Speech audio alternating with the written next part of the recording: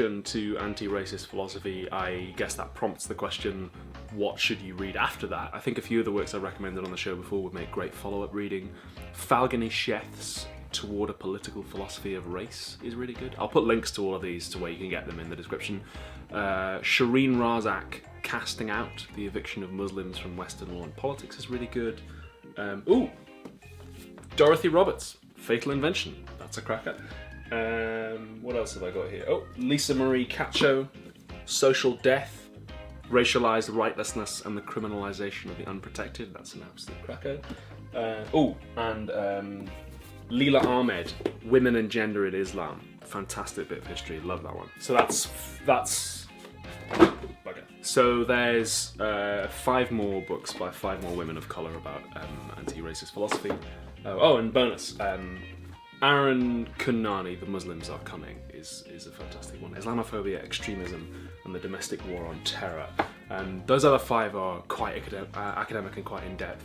I would say Kunani sort of breaches the gap between Edo Lodge's work and then those 5 quite nicely. I did have one fairly serious bugbear with the book though, and that came about because it contains an interview with Nick Griffin. Now, if you're not familiar with Nick Griffin, I need to be careful here because British slander laws are quite strict. He is the former leader of the British National Party, which was a very far-right British political party up until a few years ago when they and he all but vanished from the British political scene. He has denied the Holocaust. He has associated with people like David Duke, former Grand Wizard of the KKK, and seems to have no qualms associating with other people who deny the Holocaust as well. Are you starting to get the picture? Yeah, I think you are. The fact that the book contains an interview with him isn't what bugs me, really. I mean, that could have been done really, really well.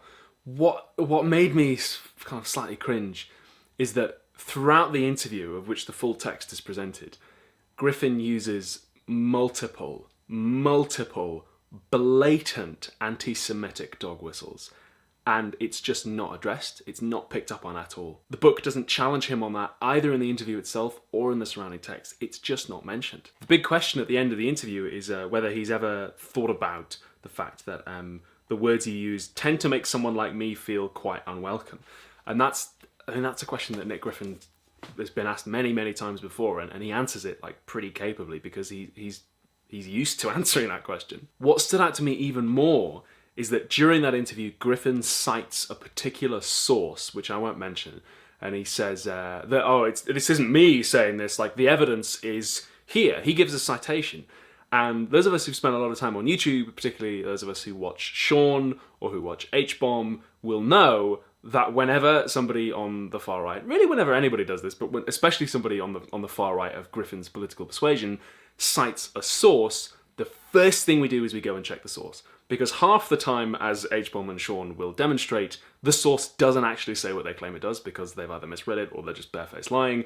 And also then you have to check whether the source's claims have any basis in reality, because sometimes the source that they cite, they've cited it accurately, but the source is bunk. So Griffin cites this source, and in the text, the book doesn't follow up on it at all. It kind of says, okay, fine, and sort of accepts that that the source says this, and even worse, later on in the book, it repeats the central claim of, Griffin's interpretation of that source as if it were true. I was really surprised and really thrown by this because I really didn't expect it. I was like getting on like a house on fire. I was loving the book, and then all of a sudden there's this interview, and then I was like, what? Where's the rest of it? Like, why haven't you challenged him on this? I know that the interview is intended to sort of give a window into how somebody like this sees the world.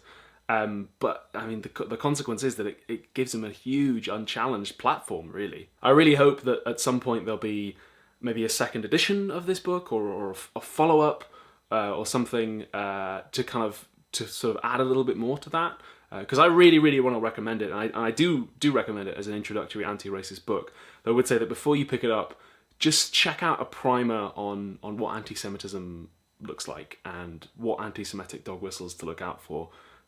Just so that you're aware when you get to that bit of like what's what he's doing. I don't want to just harp on the negatives though. In general, as I say, it's very good and I definitely recommend it as an introductory text. I'll put a link in the description to where you can pick it up, and links to all of the books I've mentioned today. It's Rennie Edo Lodge, Why I'm No Longer Talking to White People About Race. Check it out, it's bloody good. Thank you very much for watching, and I will see you in the next video that I make. Bye!